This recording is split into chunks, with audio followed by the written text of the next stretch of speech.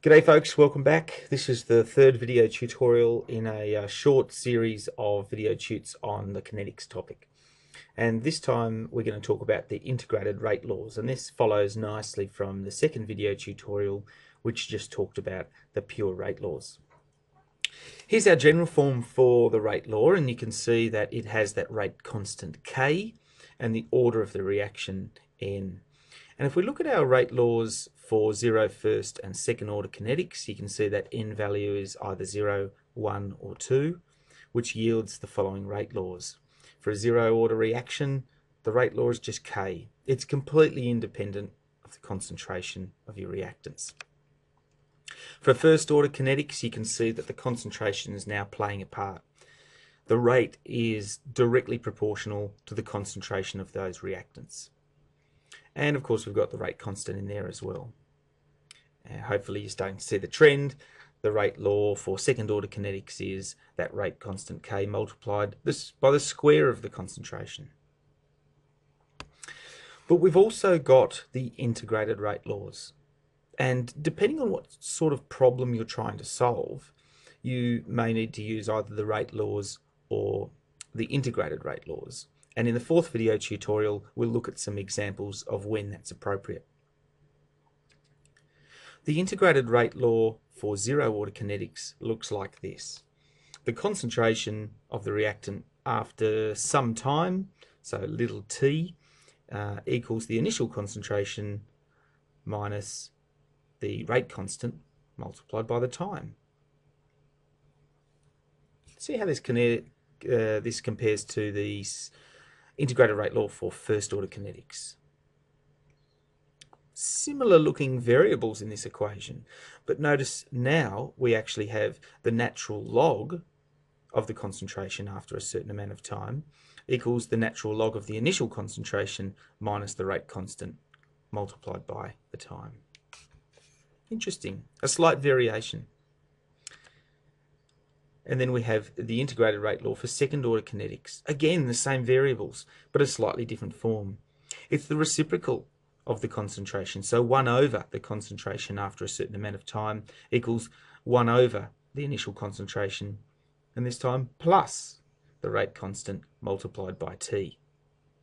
The fact that, I'll just get some electronic ink happening here, the fact that we have a minus sign here and a minus sign here and a plus sign here is something that often trips up people who try to memorize these equations. So please remember, in an exam situation, we'll always give you these formula. We don't expect you to memorize them. Okay. How do I know when to use each of these equations? Well, it depends on what sort of data you've got, of course, and we'll really explore in the fourth video tutorial how you can use these equations to determine the order of a reaction. But in the first instance, let's have a think about what distinguishes these different rate laws. Let's just sort of plot some stuff here. We've got, I'm going to plot the concentration by time, and we'll get some color coding just so that we can distinguish between zero order, first order and second order. So how does the concentration of A change? So A is a reactant. How does it change as time moves forward? Well, we can see that this is completely independent of the concentration. In fact, it's just given by the rate constant K. In other words, it's going to be a straight line. As the concentration changes, the rate does not change. And the rate, of course, is given by the gradient of this profile. What about for first order?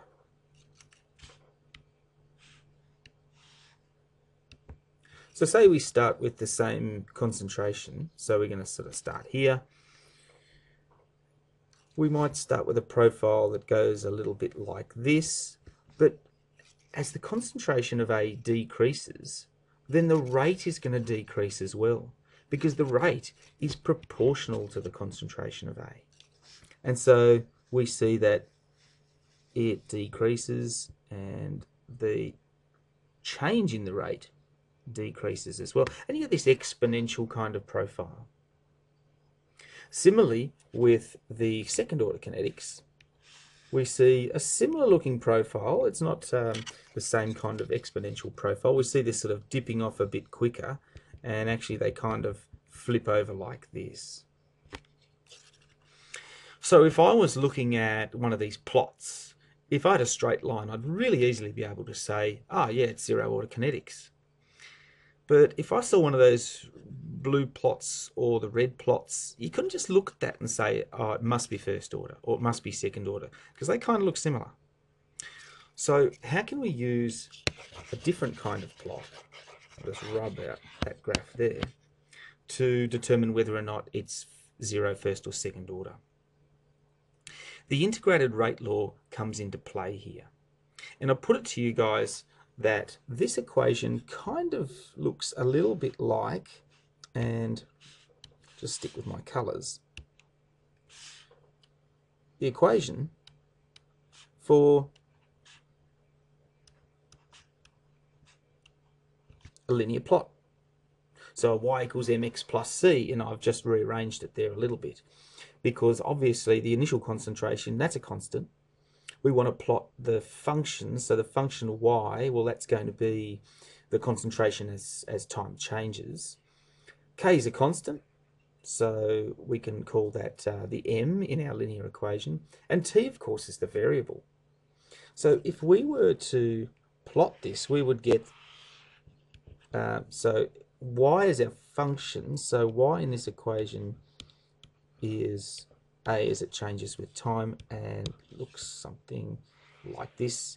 K is it's negative, so we've got a downwards plot.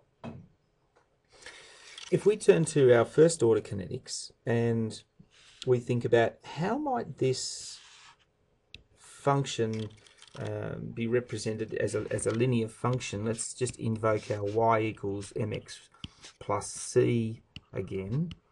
So in this case, it's our function y is actually the log of the absorbance. So previously when I sketched this, I plotted the concentration by time, and we saw it was exponential. But this time, I'm actually plotting the log of the concentration by time. And that too is going to give us this linear plot.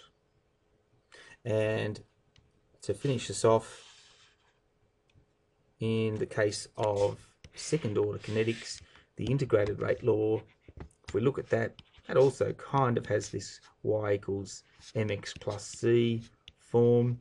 And you can see that if we were to plot 1 over the concentration as it changes with time, we would get, this would kind of start, so the y-intercept would be kind of here somewhere, I think, 1 over the initial concentration, and it would have a positive gradient.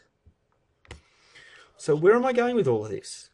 Where I'm going with this is, if you can plot one of these three graphs and find that one of them is going to give you a linear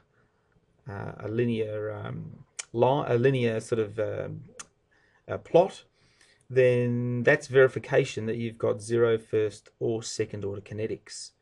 All right, look, we'll explore this in the fourth video tutorial, but this just really serves as an introduction to differentiating between the value of either using the rate law or the integrated rate law.